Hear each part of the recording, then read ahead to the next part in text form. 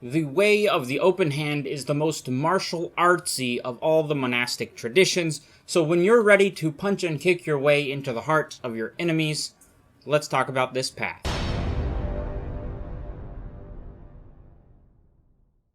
Hey fellow Game Masters, I'm Richard Quiner, and welcome back to the RPG Daily, your daily dose of all things tabletop role-playing games, helping you build your world and master your game. Like I mentioned in the cold open, the way of the open hand monk is the monastic tradition that is more inclined towards the martial arts and punching and kicking things. They have several features that help them just demolish their enemies with their body, but that's not the only thing they're good at. They've also mastered meditation to the point of self-medicating when they need it.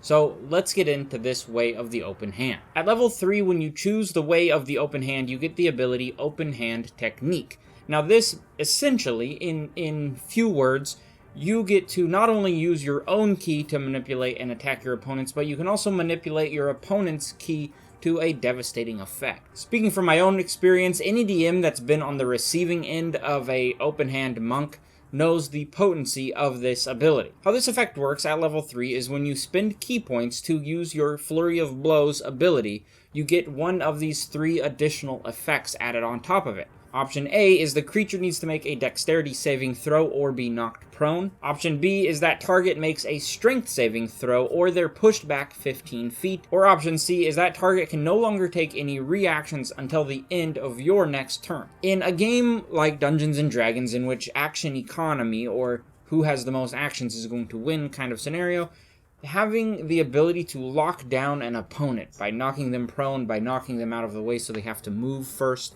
or just taking away their reactions is a great way to really, disable an opponent's abilities and their power. That's why I say this is a very potent ability at level 3. At level 6, you get the ability Wholeness of Body, which is the meditation side of the open hand technique.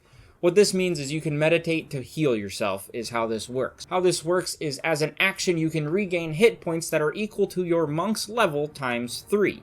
This, at early levels, isn't super powerful, but later on it can become quite a bit. The downside of this ability is it can only be used once per long rest, so it's not something really to rely on as a monk to keep you alive, but it's more just in a pinch, if you need the health, you can get it. After a long rest in which you've got to meditate, you're going to gain the benefit of the spell Sanctuary. You really should read up on the spell to understand what it does fully, but here's the gist of it.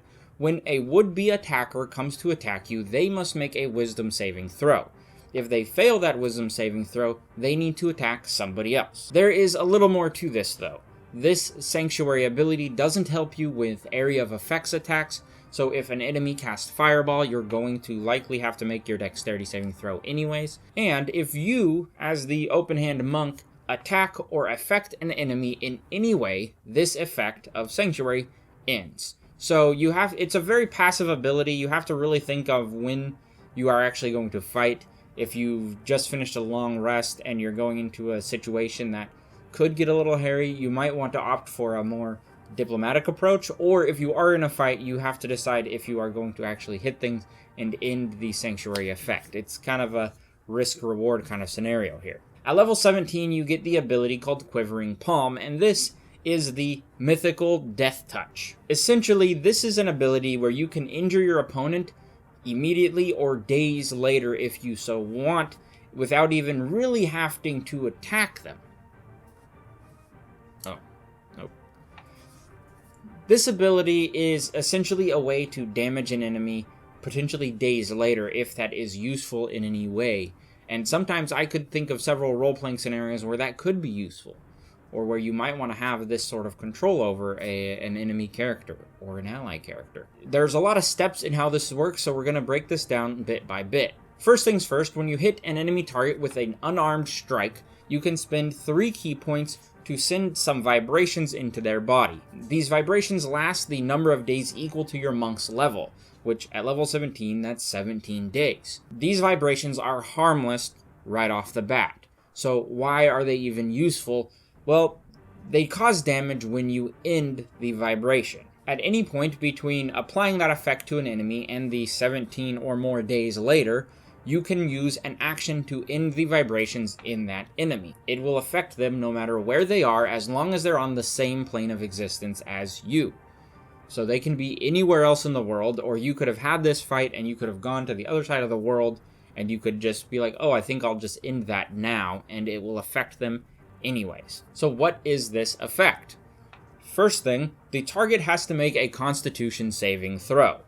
If they fail, they are automatically reduced to 0 hit points. If they succeed their Constitution saving throw, though, they take 10d10 necrotic damage instantly. So this ability has the potential to either cause an instant kill on a target days later, or to cause massive damage to that target if they succeed their Constitution saving throw. You do have the option of ending the vibrations harmlessly if you want. It does not take an action to do that. You can just say, I would like to end those vibrations harmlessly, and it'll happen. The other thing is you can only apply this effect to one target at a time, so you can't go through a whole fight applying these vibrations to multiple creatures. Even though you're going to have plenty of key points, you still won't be able to do that. As you can see, the Way of the Open Hand monk is very much about the martial arts and the punching and the kicking.